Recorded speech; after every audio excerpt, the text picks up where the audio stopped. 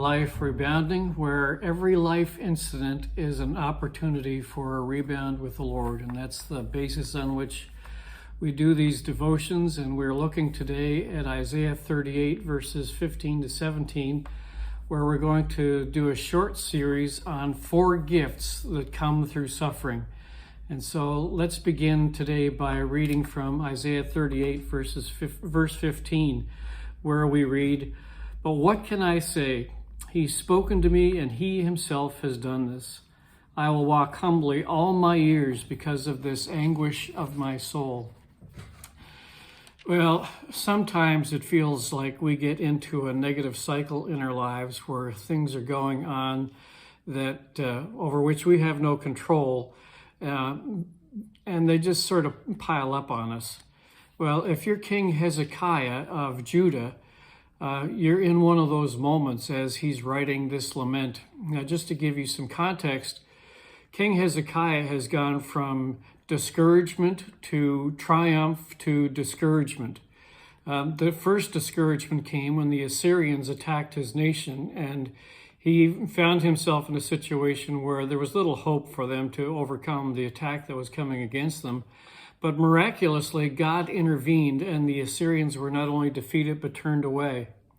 And then Hezekiah, in the midst of that triumph, gets a word from the prophet Isaiah that he's about to die. Isaiah is very clear about it. He comes to Hezekiah and he says, "Man, you better get your house in order because you're about to make an exit." And so Hezekiah falls deathly ill. Obviously, he is ill to the point where he's about to die. But again, something happens in the midst of it, and he finds himself restored. Now, in this context, he writes this lament, and we begin with the first gift of suffering, which is the gift of presence. And that's what Hezekiah highlights for us in the first part of verse 15.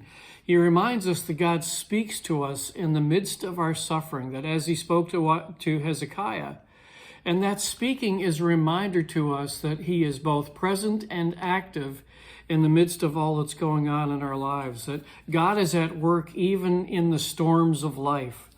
And so one of the things that strikes me is that it often takes a storm. It often takes a trial. It often takes some suffering and pain to melt the wax in our ears, to soften our hearts, to awaken us to the memory of how much we need God. And that certainly seems to have been the case for Hezekiah. But there's also an awakening, I think, to how much we have yet to grow in our relationship with God, and how much we have yet to learn.